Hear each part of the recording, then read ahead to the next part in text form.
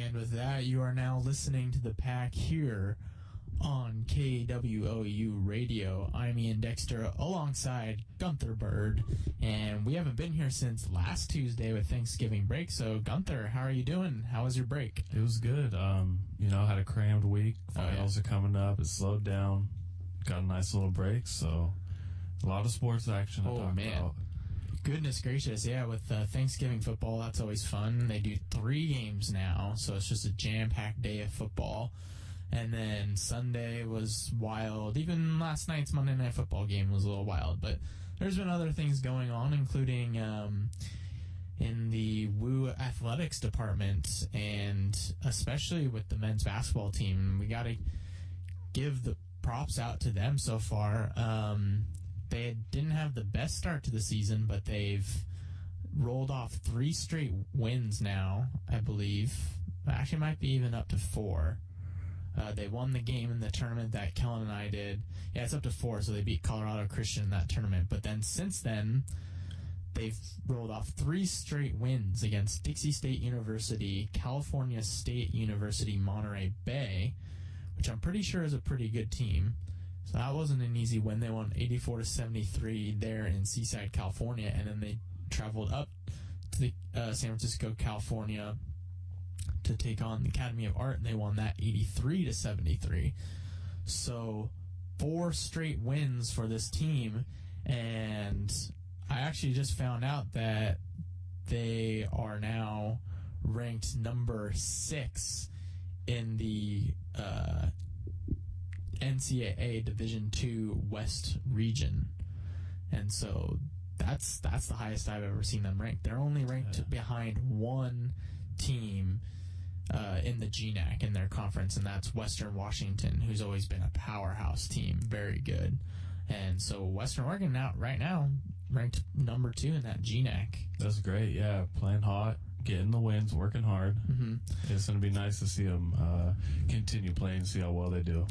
Yeah, and over the last couple of years, I always talk about this, but they started a lot of freshmen 2 years ago, and those guys are now juniors, and then they've added in a lot of transfers now that are juniors or seniors. So they've actually a really veteran group of players now that have been together for a while, and so it's exciting to see all the work pay off, because 2 years ago they were not very good. Last year they were much improved and actually made the playoffs. This year you might be looking at a GNAC championship run, right, and even heading into the Division II tournament. Next year might be the year, though, because a lot of those junior guys are going to be seniors, and they're going to be, it's going to be, exactly, experience. So, I'm only going to be here for this year, but I'll definitely be paying attention to how this team does next season, because that could be the big year. But they do have quite a few seniors, so they will be graduating some guys. Most of those guys are transfers. Marwan Sarhan, Lewis Thomas, Adam Hastings, to name a few of those guys that are seniors. They all transferred last year, so they've kind of new to the program coming in. They've played great for this team. So 4 straight wins, and then they're going to be playing in their first GNAC action coming up this week. So on Thursday, they're taking on University of Alaska, and on Saturday, University of Alaska Anchorage. Both games are at home, and I definitely want to double check, but I'm pretty sure I'll be doing the broadcast, and Gunther I just invited, and so he'll be joining me at least for Thursday's game. Yeah. And if you want to come back for Saturday, we'll talk with Kellen and work things out. But I want to give everyone an opportunity to do the broadcast. Unfortunately, they only have 2 headsets, so it's a 2-man crew. But it's a lot of fun. Me and Kellen had a lot of fun during that WOU Doubletree by Hilton D2 shootout a couple weeks ago. So tune in then on Thursday. You can find it on wou.edu, all the live streaming, and sometimes you can pick it up here even on like one of those local cable channels like Channel 17 or something. A lot of times they're playing there. So 2 big games coming up before the break, and they actually play the next week into the break a little bit and then get some time off for Christmas. Women's basketball on the other side, they picked up their first win of the season. So they had struggled a little bit out of the gates, but now they're 1-4. lost their first 4, and then just beat Corbin University in Salem. That was on the 25th, so they've actually haven't played in a while. They last played, what day was the 25th? That was like last Tuesday. So a week ago, actually, from today. So we didn't get to cover that game because it was being played after our show. But 68-57 victory there. And so they get their first win. Corbin is 3-5. Western Oregon's 1-4. Dana Gallardi had 11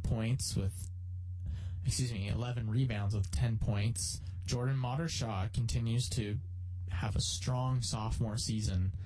14 points, 5 rebounds for her. And Shyla Akins got in the action with 11 points. The leading scorer, though, was someone I think she's a new player, Sammy Osborne. And, yeah, she's a freshman. She had 16 points to lead the team. So, big game for her. And, they haven't played at home yet. So, we haven't really gotten a good look. They played one exhibition at home. Actually, they played at home, but we haven't seen them actually play. They played the 14th of November and the 15th. I believe I was out of town that week, so that's why I didn't think they'd played.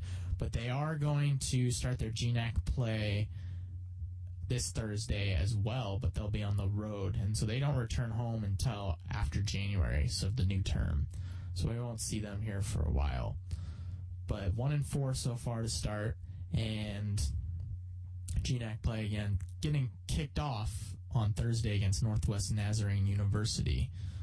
So we'll update everyone on Friday about how they did in that game, along with men's basketball. Okay, so now, any comments about the teams, Gunther, before we move on to... I'm just excited to see how they move forward. It's still an early season, and they've had some tough games, both men and women, but... Yeah, I'm just looking forward to see where they go. Yeah, and you're going to get a first-hand look on Thursday. Yeah, I haven't been able to see the men's basketball yet, and I've seen the women's, and they've looked pretty good. Yeah. Men's basketball team, you'll be impressed, I think, for sure. And how many different players they use. They've got a lot of depth to this team. And so I think you'll be impressed with how good they are and might be interested to come back for more games. Right, yeah. Okay, so we're just going to do a quick Major League Baseball segment because it's the off-season free agency style here. Players getting signed big time. Actually, in the last week, there haven't been any really huge ones other than a couple that we didn't cover. Obviously, Pablo Sandoval, the Panda, and Hanley Ramirez both went to Boston. Those were big deals, but we were able to cover that on Tuesday. The biggest one since just happened yesterday, and that was Nelson Cruz signing a 4-year deal with the Seattle Mariners. So Seattle beefing up. Last year they picked up Robinson Cano, who's been the best second baseman in the last decade. They signed him to a huge deal, which in my opinion was too much. It was too long. He won't last that long as a great player worth that type of money, but they did it anyways. They're really trying to win now. They just missed out on the playoffs. They're right behind Oakland in that wild card chase, just weren't able to get in. So now they add in Nelson Cruz, who hit over 40 home runs this season, was a really breakout player, has always struggled with injuries, but was able to stay healthy with Baltimore this season. I'm surprised he went to Seattle, but they're, pulling out their checkbooks right now, trying to win a championship with this team. And they got a great starting pitcher in Felix Hernandez, so they're trying to get something going. Their offense has always struggled, but it looks a lot better now with Cano, Cruz, Kyle Seager in the middle of that lineup. It could be kind of scary, and they've got a good bullpen, and the starting pitching has always been there. So interesting to see how they do. Still waiting to hear from a couple players, though, most notably Max Scherzer from the Detroit Tigers and John Lester, who was on the A's. those are two of the biggest names. Lester's reportedly been offered by a few teams. I think the Giants and the Cubs have offered big contracts, and haven't heard from, what he's deciding on those teams. But I think he should be coming out soon with who he's going to choose. Sad for the A's. Actually, the A's, that just brings me to the Oakland Athletics. They made a big trade. They traded their third baseman, Josh Donaldson, all-star third baseman, for another third baseman to the Toronto Blue Jays, Brett Lawrie. And Lawrie has been a guy who came up as a huge big-time prospect and has really struggled with injuries since he's been up the last 3 to 4 years. But he's always had a really high ceiling. So they got Lawrie and some prospects. So what they're doing right now is they're replenishing their pool of prospects because they totally depleted it last season when they traded for Lester and Samarzada and other players. They really had to give up a lot of their prospects, especially for those two. And so now they're trying to replenish and go back to kind of Oakland A's style, what they're used to doing. We know the A's, like last year, it didn't work out, but they're usually a team that is wanting to build from within. And I mean, we see that, Gunther, all the time in other sports where you try and bring in all the high-powered free agents or make big trades, and it just doesn't work out.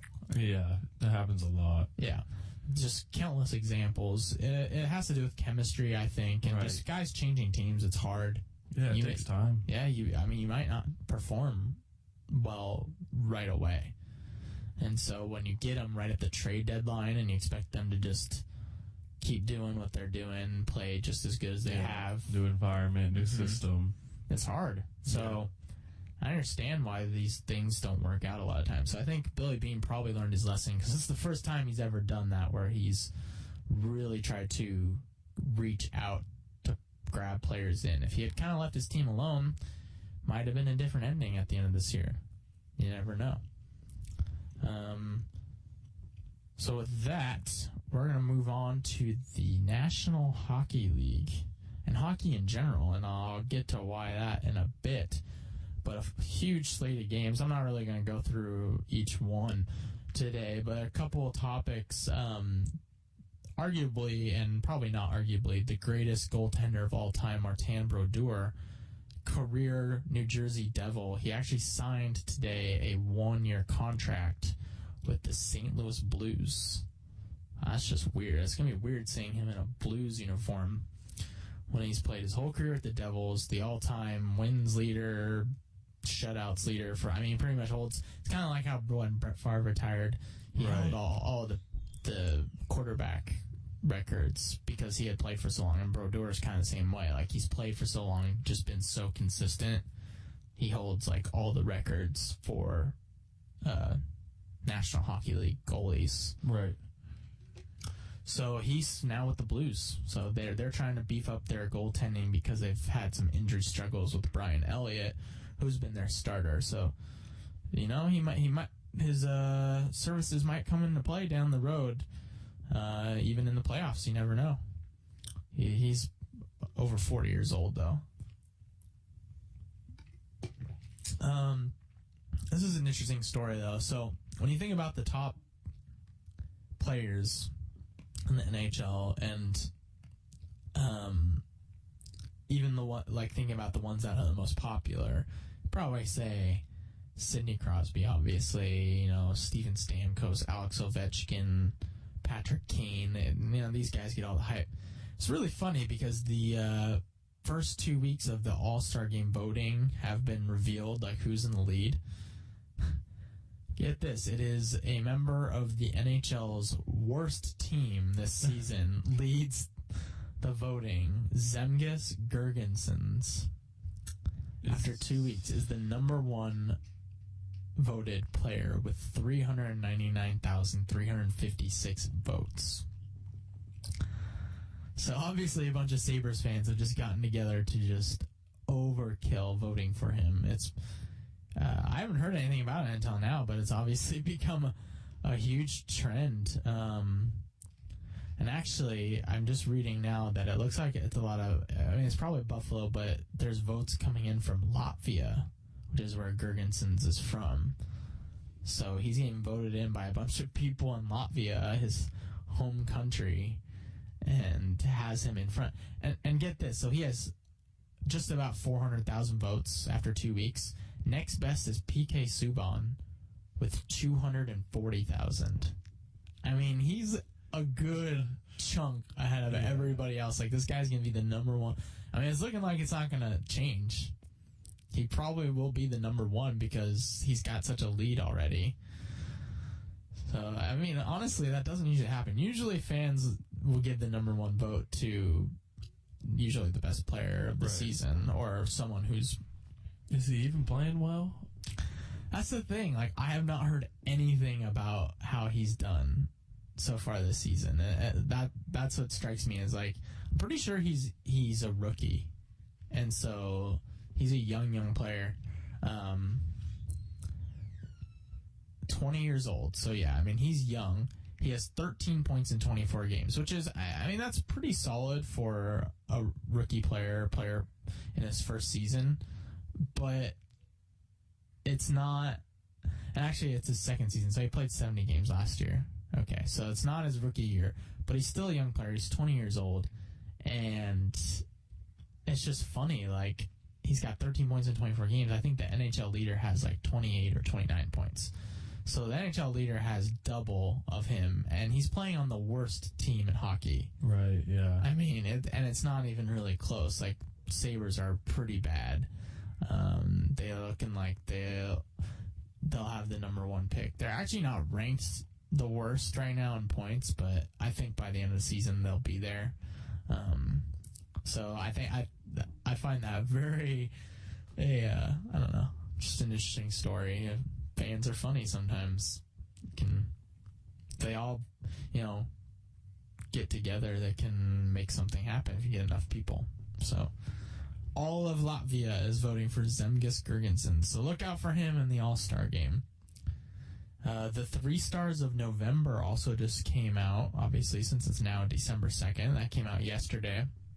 3 stars were, number 3 was goaltender Pekka Rinne of the Nashville Predators, and he's got the Predators number 1 in the Central Division. They've won 4 straight games.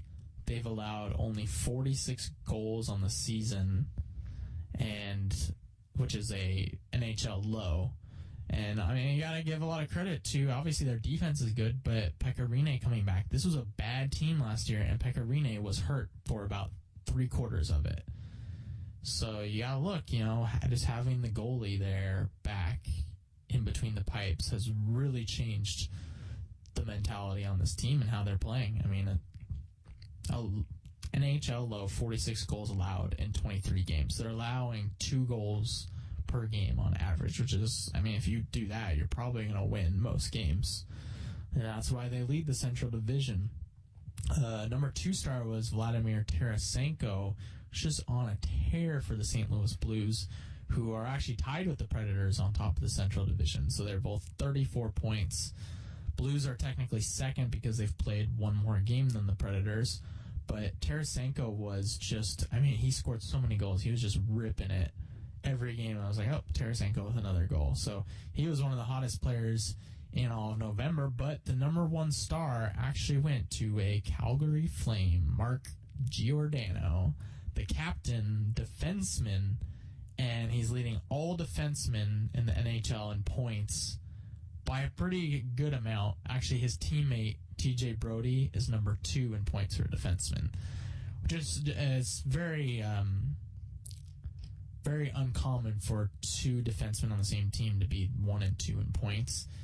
The crazy thing about Giordano is, like, he's putting out awesome points, but he's not only an offensive defenseman. He plays both ways. He plays awesome defense, and that's what's getting him the first star. And the Flames are still continuing to win with him leading the charge. So I think he was definitely deserving of the first star with the way the team has played overall. He probably wouldn't get it if they're not winning, but if he's just allowing goals as defenseman, only thing about offense. But I mean, he plays against the opposing team's best players every game and continues to score without, allowing goals in a lot. Okay. Now, when I mentioned that we'd be talking about hockey in general, wanted to give a little shout out for the Portland Winterhawks because I was able to see my first game of the season on Friday. So after Thanksgiving, they had a day game at 3 p.m. I got to see them play against the Kootenay Ice, and it was a good game. Winterhawks really did not play very well. They got outshot by about 20 shots. It was like 40-something, 20-something in shots taken. But they ended up winning 5-2. So it was really the goalie kind of saved the day. He was the number one star, and just interesting. They have a lot of firepower, but they struggled this season. They are third right now in the U.S. division of the Western Conference. And so, I mean, it's good enough right now that they would end up in the playoffs, but most teams in the WHL make the playoffs anyways. There's only 22 teams, 16 make it, so you can imagine most teams are in the playoffs, even if they're pretty bad. Mm-hmm. Yeah. Only the very worst don't make it.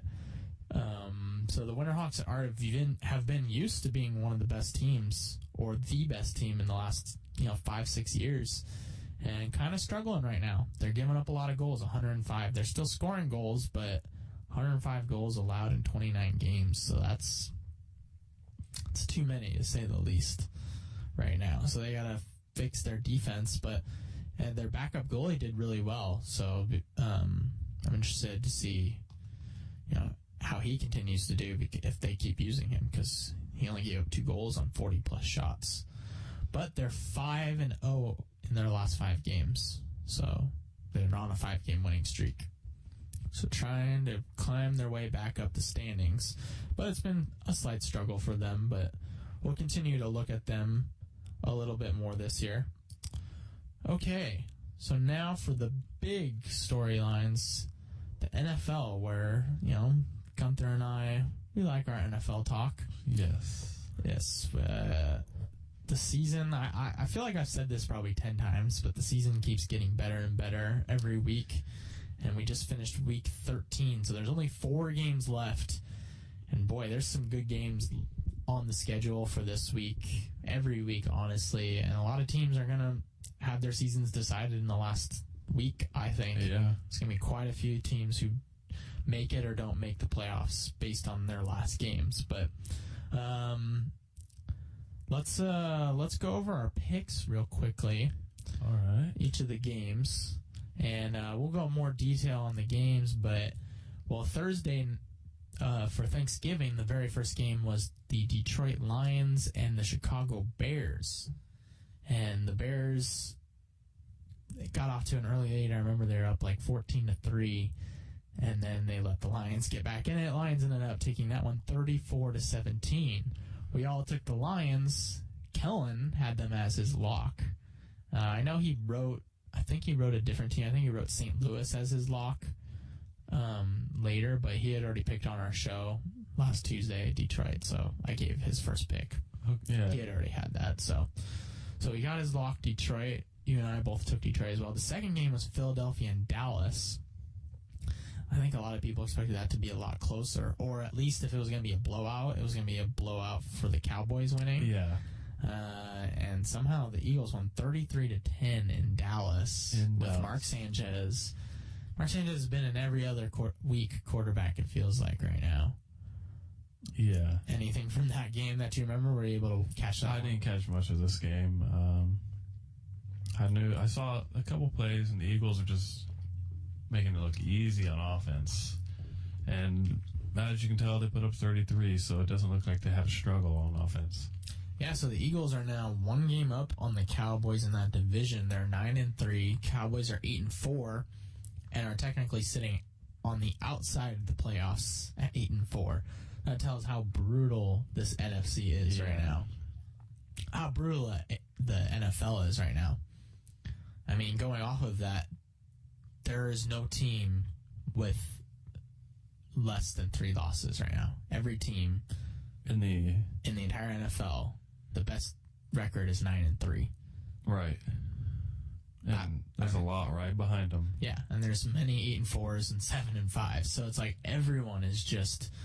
I mean, there's only a handful of teams that are really done, and then after that, there's a lot of teams that are still left fighting for playoff spots with 4 weeks to go. And it's just crazy because usually you'll have a team that's 10-2 or 11-1 right now. It looks like the easy favorites. Mm-hmm. Yeah. I mean, people will make case for the favorites right now. There's no easy favorite. No. There's too many teams. So there's like 5 teams that are 9-3. So very topsy-turvy NFL. And the final game was kind of a snooze fest, honestly. I didn't see as much of it. Yeah, me neither. I mean, it just sounds boring. 19-3 win for the Seahawks at San Francisco. I think the 49ers probably had like 1 first down that game. I'm just exaggerating, but that's what it felt like. And the Seahawks defense does look for real again. They got Bobby Wagner back, the big linebacker for them. So they're starting to get healthy, is what I'm hearing again. But I also think the 49ers just are atrocious. Their offense. Their defense is still there, but I don't think they've got the right game plan offensively anymore. What they're doing is obviously not working. No, when they face a good defense, it shows. They have a hard time putting up points for one. And they normally lose those games when they go up against a really good defense. Yeah, I think they're trying too hard to make Kaepernick into a throwing quarterback. Honestly, I would say go back to his strengths, which is running. Yeah. And that's what he's been good at. I don't think he's a good quarterback because he can't throw the ball accurately and make good decisions. I mean, he's got a hard cannon of an arm, but that doesn't mean anything if he can't throw it where it's supposed to be. He threw those 2 picks to Richard Sherman. Like, I saw them both, and those were not. What? I didn't end up seeing them or even hearing about them. Yeah, Sherman had 2 picks, so, he thinks he's a big deal again. Right. And, just because they were up against Kaepernick, they were not, great plays made by Sherman. Obviously he was in coverage, but they were thrown, the receiver is one spot, Sherman's the other spot, and they're thrown at Sherman where, the receiver would have to try and make a defensive play. Right. They were just bad throws. And so I'm starting to see the end of, 1, the 49ers, and 2, Kaepernick.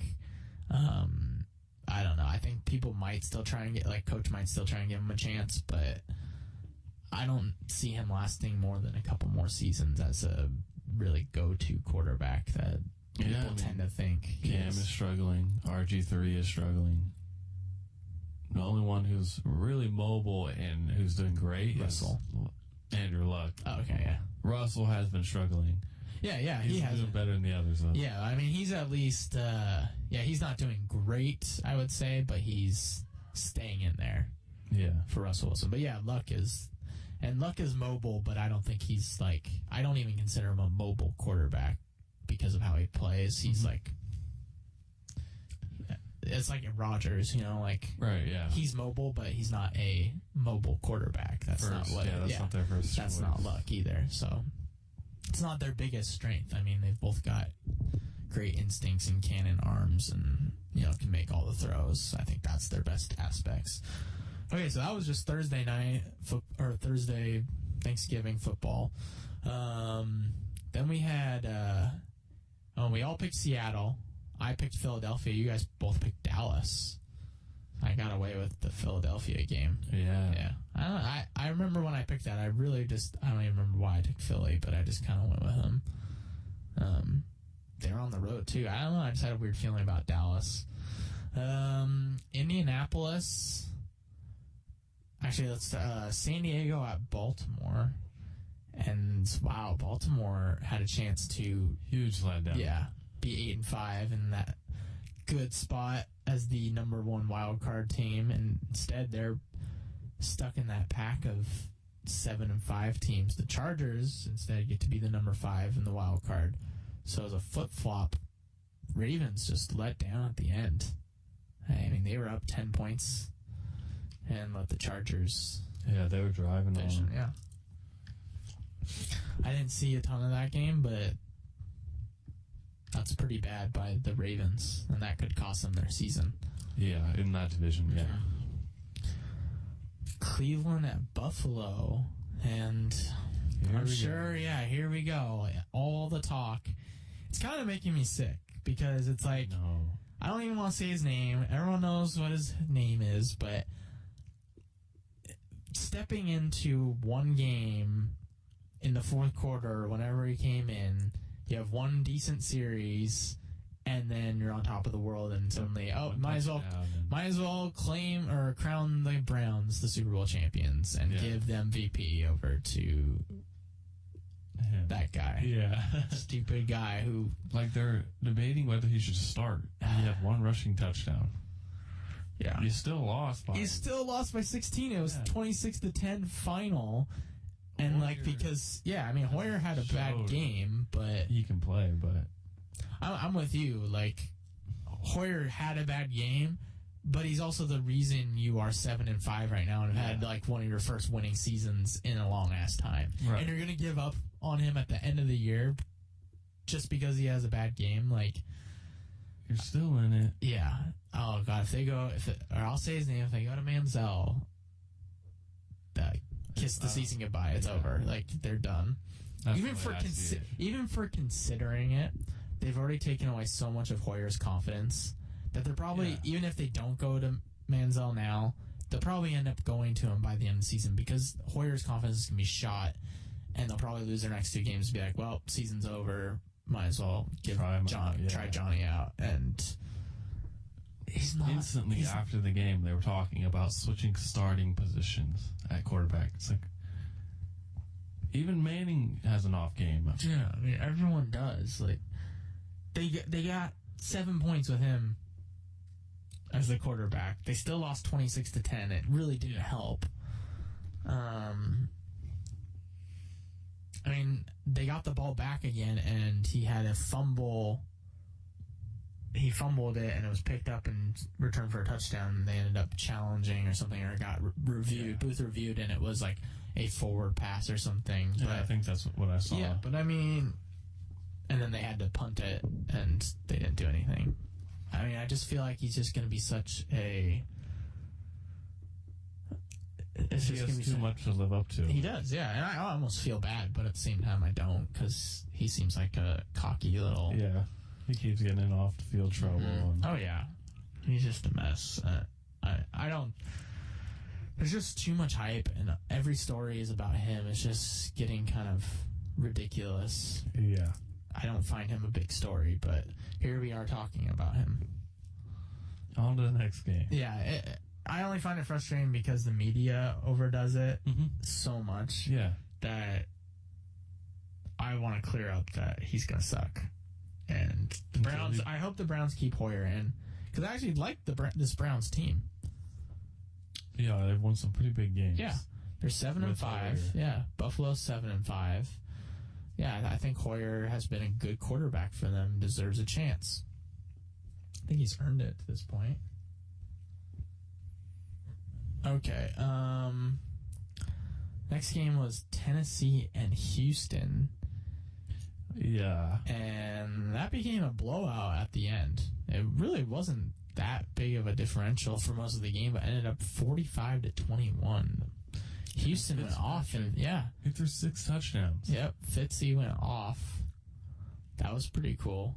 6 touchdowns, and then his son impressed on the post game. Did you hear about that at all? No. Apparently, I saw a quick video of it.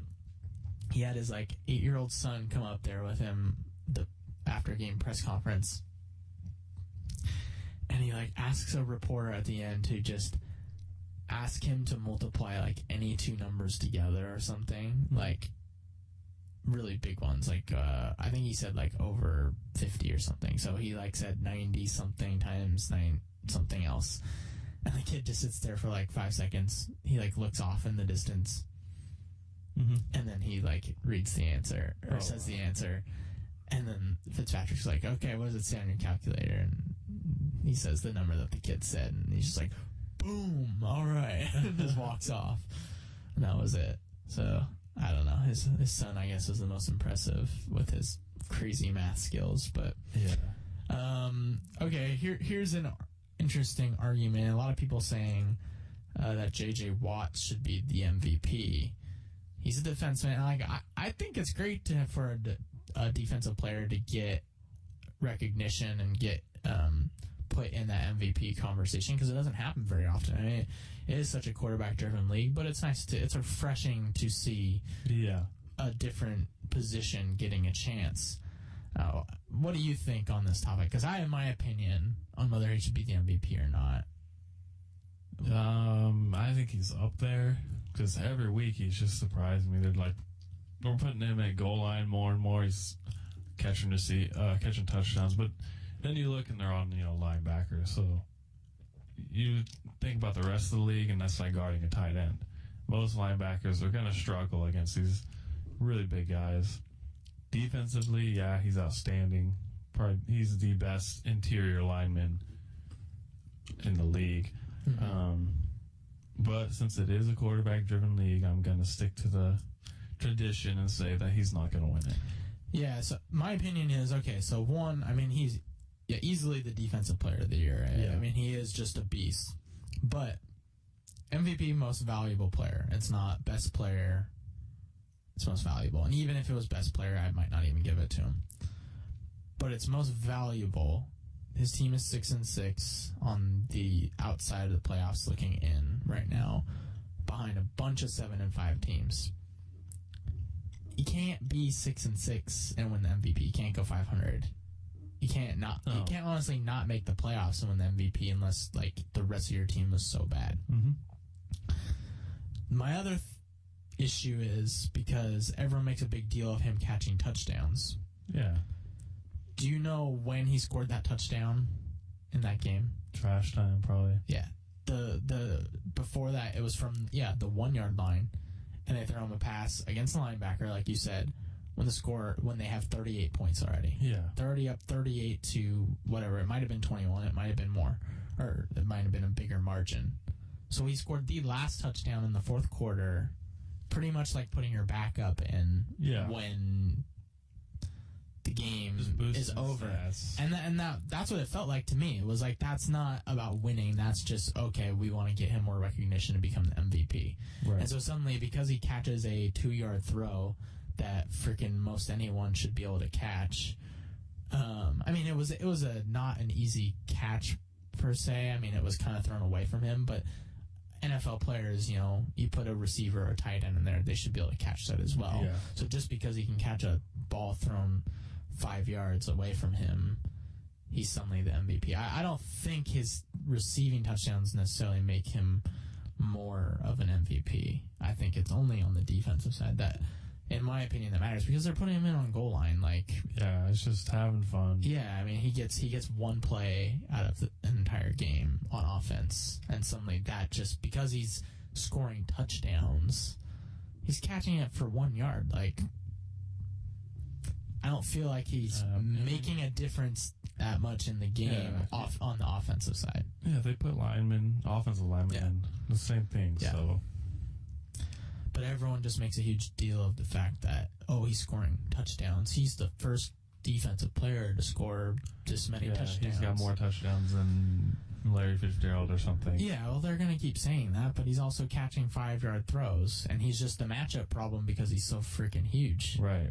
I mean, he's getting covered by linebackers, even if he's getting covered by a corner, he's 10 times bigger than any corner in the league. Nobody's going to be able to cover him. Mm-hmm. So, yeah. I don't think it gives any more reason for why he should be considered the MVP. So that's kind of my rant on that. He's an extraordinary defensive player, though. Yeah. But at 6-6, you're not going to do it. And so people who say, he's the MVP. No, he's not. Sorry. No, if it's not him, it's going to do a quarterback. They also have, one of the worst ranked defenses right now. Mm-hmm. So, I mean, imagine if he wasn't on the team, they'd be horrible. But you can't give it to someone who's on a horribly ranked defense. I mean, that's what he's getting paid to do. Okay. Man, We've barely gotten through any of these games. So we all picked Houston, and Gunther picked them as his lock. Buffalo and Cleveland, we already went over that, didn't we? Yeah. Indianapolis, Washington, 49-27. Indianapolis won. That's expected. Yeah, it was. And Colt McCoy actually had a pretty good offensive game. RG3 was on the bench this week. But, yeah, Colts. Still, 27 for the Redskins is good. But then 49 for the Colts. Yeah. Like that's usual. Yeah. The Colts usually seem to punish bad teams. The good teams, the really good teams, are putting up 40-plus points. You could say that about the Pack. You could say that about Patriots, Broncos, Colts. Yeah, they are. Especially against these bad teams. Yeah. Jacksonville won a freaking ridiculous game against the Giants, 25-24. Yeah, that's kind of how the Giants season's been going. Yeah, I'll talk about that in a little bit. Minnesota won 31-13 over the Panthers, and they just pretty much, can I say? No, I can't. They crapped their season away with that loss to Minnesota, and that was a bad one. Cam Newton is, I can't even watch him. He's kind of really pathetic. He has no swagger anymore, apparently. Nope, that's why I chose Minnesota. Yep. Yeah. Gunther had Minnesota. I had Carolina, as did Kellen. In that previous game, we all had the Colts. Okay. New Orleans. New Orleans at Pittsburgh, and the Saints needed a big win. Pittsburgh was really the only team who hasn't beaten the Saints from that AFC South division. They all just went in and beat New Orleans. Now, New Orleans on the road beats Pittsburgh 35-32. They still got a chance to make it, but Atlanta, we'll talk about them, also won, so they're still tied. Probably, I mean, this isn't a surprise in the fact that they won, but biggest surprise score maybe St. Louis 52, Oakland nothing. Yeah. I don't know.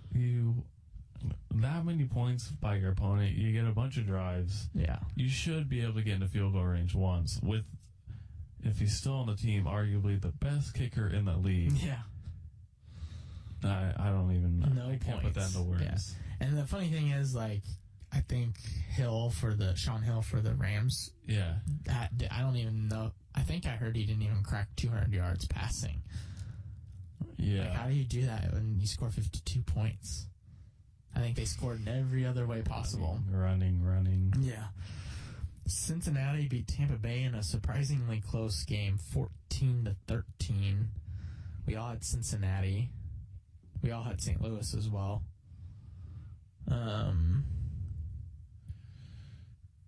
Right? We did. Yeah, we did. Bengals getting away with more close wins. They're 8-3-1, I believe, but I don't think they're that good. No. I think they're very lucky to be where they are. Arizona lost to Atlanta, and that was just a killer loss, 29-18. This is their issue. Yeah. I personally don't think they are going to be able to put up enough points to compete. Yeah. In these later games, playoff games.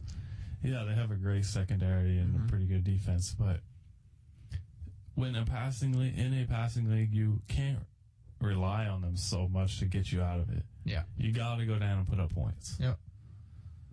Their defense struggled in this game, so if their defense has an off day, they're almost screwed. Yeah. All right, arguably the game of the week and the season, New England at Green Bay. Packers took that one 26-21. That was a really, really good game. Yes. And these two teams could meet up again in the Super Bowl. It's possible. I'm sure there's plenty of other teams that have stuff to say about that. The Broncos, of course, and there's a whole bunch of NFC teams, but they look really, really good right now, both of them. Neither team really made any huge mistakes. It was just the other side doing something good. Yeah. It was like, okay, that's unstoppable. It wasn't right. There weren't really any huge errors on either side. Sunday Night Football, Denver won 29-16 over the Chiefs. Yes, that's the second win over them. Yeah. So Chiefs have no chance at the division now. No. I don't think the Chargers even do, but they're still there. They have a chance, I guess. Right. Only one game back. Broncos already beat them once, right? Mm-hmm. Yeah. One more and it'll be a loss. Yeah, if they win again. So that game will be huge coming up. Yeah, this next week, if you win, you get a playoff berth. Yep. And Miami beat the Jets barely 16-13 last night on Monday Night Football, and that was my lock. Thank goodness I got that. We all picked the Dolphins. Dolphins really struggled the whole game, but of course the Jets just let them keep close enough that they could come back in that game. And I mean, I guess that's what good teams do. Miami winning the ones where you really don't play well, but the Jets, is it time for Rex Ryan to go? Yes. Yeah, I think easily. I think it was time for him to go a while ago, in my opinion. But yeah, he's trying to do too much. Yeah. Okay. Do you have any winners or losers for this week? Losers would be the Raiders, for sure. Yeah. And then winners would be Green Bay. Even though they're at home, I thought the Patriots would come in and beat them. Yeah, I think that's a good win. San Francisco's a loser. I see them just out now. Yeah. NFC is too tough. Yeah, my winner, Packers, of course, because you're beating arguably the best team in the NFL playing at that moment, coming in with the longest streak, so they were playing the best. Were able to get a big win in a game that it even looked like it could have been a larger lead for the Packers at the end, just based on how many possessions they scored points on and left points on the board because of field goals. They had to kick them from inside the red zone a lot of times, so they were close. They weren't the 50-plus variety. 5 field goals. Yeah. You think about it, that's a lot. We had 5 as well. Mm-hmm. Most of our points. Yeah. I would say another winner would be our running back. He's a third stringer. For 2 weeks, he's come in and put up 150 yards rushing. So as long as we have a rush game, we look pretty good. And that's C.J. Anderson? Yes. Yeah, for the Broncos. My other winner is the Rams. I think with a 52-0 win, it almost feels like they're a quarterback away from being a true contender in this league. They've got a lot of things going for them. Defense is strong. Offensive line looks good. I mean, I think it's easier to find a running back. They just really need a quarterback to take control of the offensive side. But 52 points, obviously a good win. My losers, the Giants. They were leading 21-3 over the Jaguars. Yeah. And lost 25-24. You can't let that happen, and just an abysmal year for them. I don't know if Tom Coughlin will be staying. He's got a great track record. That might be the only thing keeping him going for at least one more season. Yeah. And my other loser is the Cleveland Browns because, one, they lost, but also just for considering making a replacement. Yes, good choice. Yeah, that you can't make a replacement at this point in the season. They'd be kissing their season goodbye, but I think just by considering it, they've hurt their chances. They've hurt their confidence in their quarterback. All right, we're at 6 p.m. Let's do our power rankings real quickly. Our top 5 now after week 13. We got 4 weeks left. Who do you got as your number 1? Number 1, Green Bay. Yep, I've got them there too. They've had to, in my mind, they've had to work their way up to earn that spot. But New England was the number 1 last week, and there's no reason you beat the number 1 team. If you're up there, you should probably be up at number 1. Right. Yeah, it's a huge win, and there's still 4 weeks to go. I hate, people always jump to conclusions. Oh, this is the Super Bowl now. I mean, the NFC has been ridiculous with how many teams have been. The NFL in general, I mean, the Bengals were the top team after 3. Well, the Seahawks started. Yeah. Bengals were top team after 3 weeks. Cowboys. Then the Cowboys. Then it was the Broncos for a little while. Then it's been the Patriots. Now it's the Packers. So it just goes all over the place. Like, who's the best team in the NFL? Right. So Chargers were up there. They were there until they got beaten. So Cardinals as well. So I mean, it's just all over the place. Yeah. 4 weeks ago in the regular season, then you got playoffs. So anything can change. I don't want anyone to get a big head, especially Packers. I want them to keep going strong, keep doing what they're doing. All right, number 2, I've got New England still. Yeah, same here. Yeah, and I mean, that's not a bad loss on the road, 26-21. Close game, yeah. They're right there at the end, had a chance to win it. You can't really drop them too far for losing to arguably the other best team right now, especially on the road. Mm-hmm. Number 3 is Denver for me. Same here. Okay.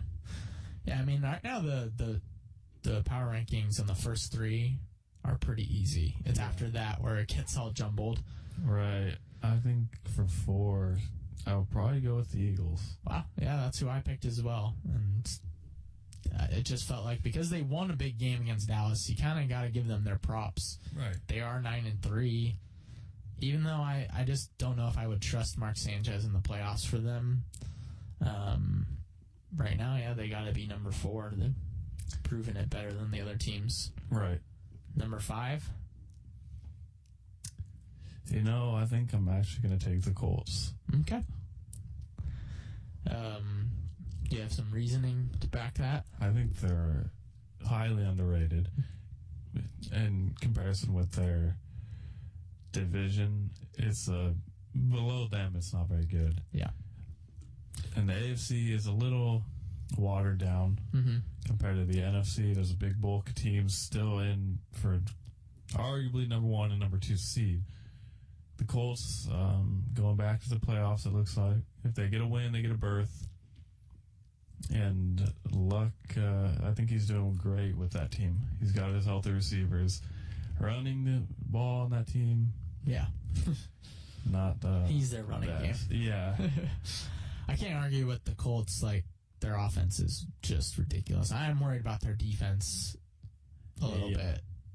They have not been able to stop people, but if their offense keeps putting up ridiculous points like that, I guess it wouldn't matter. I picked number 5, kind of begrudgingly, but the Seahawks. Yeah, I have a few teams. A little early to pick them. I don't know, and I felt kind of the same way. I looked at the Colts, I looked at the Lions as possible teams, and even Arizona to keep on there, but Arizona lost a bad game. They're not looking good right now. Detroit is still there. Right now I'll put Seattle as 5. Just because, they are starting to look more like the team where you've seen. Yeah, they have struggled with injuries, and it's more their defense. I mean, their offense I still don't think is exceptional.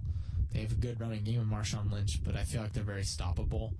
It's their defense that can be scary at the end of the season.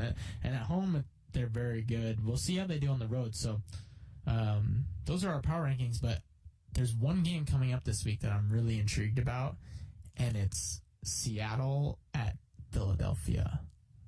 Yeah, and that's a good one. I almost feel like that's going to have some of the biggest playoff implications, because if Seattle wins, they have 2 games left on their schedule at home. Which is what you want, against San Francisco and St. Louis. And they've got 1 game on the road against Arizona. I think if Seattle wants to get in the playoffs, they have to win 3 of their last 4. If they lose 2, they actually could very well be knocked out. So you see them 11-5 to get in. 10-6, I don't think would make it in this NFC right now.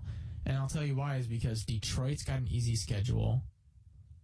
Dallas has a pretty decent schedule, and Dallas has already beat Seattle. So all Dallas has to do is end up tied with the Seahawks, and they would pass them up. Or if the Cardinals really do fail. Exactly. And so... Which I can see that happening. It is, and Arizona has a tough schedule as well. So both of these teams, and that's, I feel like this is going to be a huge game with Philadelphia, because if they do lose, they're kind of in trouble, because they can't lose again. The other thing is that the two places that they're going to have to go on the road, Philadelphia and Arizona, both of those teams are 6-0 at home this season. So just like the Packers, the Patriots, and the Broncos, those are the 5 teams who haven't lost at home so far this season. Right, yeah. And, I mean, as bad as Arizona played, they're pretty good in their home stadium. And I think it's going to be a much tougher test for Seattle. Yeah, as the season goes on, home field is going to be very beneficial. You see it in the playoffs. It's just the crowd, the environment is much more intense. Yeah. People are more into the games. They understand what's at stake. So going on the road is going to be a big task for these teams looking to get a spot in the playoffs. Yeah, so 2 huge road games for them, and they've got the home games, like I said, against San Francisco and St. Louis. I mean, they could lose any of those 4 games, potentially, and they're all tough. I mean, they've already lost to St. Louis once. San Francisco, they're still not pushovers, and then the 2 road games are against 2 9-3 teams. So I'm just looking at that like that's going to make or break their season. I mean, obviously, that's going to happen for a lot of teams, but they have one of the toughest schedules, I think, these last 4 games. And Arizona's got a tough one because they've got Seattle, San Francisco, and St. Louis as well. And then I think they play those are all Kansas City. 3 division games still to go in that one division. All 4 of them play each other in the last 4 games. Yeah. Yeah. My division's not like that. No, Packers are done with everyone except for Detroit. Yeah. One last time. That just hurts to play that many division games in the end weeks of the season. Killer games. And so, I'm just feeling like the Lions are going to finish 3-1 in their last 4 because they've got Minnesota, Chicago, and someone else that are kind of pushovers, and then Green Bay, which I think will be the game they lose. But they'll still finish 3-1, which will give them 11 wins. Dallas's schedule, I think the one game, theirs is harder, but it's not as bad as Seattle's. They've got to take on Philadelphia, and then, they've got Philadelphia again in Philadelphia, so that'll be a tough one. And then they have the Giants, I believe. Let me look real quickly here. Bear with me. Yeah, I think they were probably last week. Yeah, that might have been their last game against the Giants. You're right. I think they might even have Washington. Chicago, Philadelphia, Indianapolis. That was the other tough one. Yeah. And then Washington. So they should be able to beat Chicago and Washington. And so they need to be able to pull out 1 win against Philly or Indianapolis. That'll give them 11 wins. That means Seattle needs to get to 11 to make it. I could see. Arizona's got 9 wins, so that I could see them going 2-2 in their last 4. So again, this will be a big game, and the Seattle-Arizona games can be huge. Because if Arizona wins that, they're I'm pretty sure they'll lock down the division. If they lose that, it looks like Seattle will probably take it. Minimally are going to have to win 2 games to lock a division. Mm-hmm. And they have to beat Seattle. Yeah. Yeah. If they win 2 and they lose to Seattle, they're going to lose it, most likely. Yeah, the NFC looks a lot more... Yeah. Just crazy. Yeah. And Green Bay got their their hard stuff out of the way early, and now their last 4 is like Atlanta at home, Buffalo will be a decently hard game, and then Tampa Bay, and then Detroit. So it's not nearly as formidable after the Patriots. 3-1, 4-0. Yeah, that's what you're looking at. So I'm nervous about the Seahawks because I really just don't want them to be in there. I don't want to have to face them. That's your dark horse. Well, I just don't want to face them. The one team I really don't want to face is the 49ers. That's the team that always beats the Packers. Yeah. For whatever reason. It's just matchups. Some teams just match up better than others against teams. Yeah. So as long as San Francisco's out of it, I can be okay because I think Seattle going to Green Bay, they would struggle. Yeah, mine's that'll be Patriots. Yeah. Oh, yeah. You don't want to go to New England. Patriots, and next would be Chargers, but after we play them this next time, I'll be able to tell. Yeah. Yeah. Mine is definitely San Francisco, but prefer. I just don't want to go to Seattle. That would suck. Yeah, that's the thing with Patriots. Yeah. You cannot win in Foxborough. It's just so hard. Yeah. So we'll see how the remaining 4 weeks of the season go. But we'll have 2 more shows for the before break again. Yeah, so we'll have a show on Friday, and then we'll be back finals week on Tuesday. So be sure to tune in then, and be sure to we'll put a reminder out on the Facebook page, but listen on Thursday night at 7 p.m. as the men's basketball team takes on Alaska here in Monmouth. So be sure to tune in there on wou.edu. We'll have the live broadcast for you then. So thank you all for listening. It's 6:12 p.m. We had a good show, and we'll be back on Friday. So thank you again, all of you, for listening, and you are listening to KWOU Radio. Good night, everybody.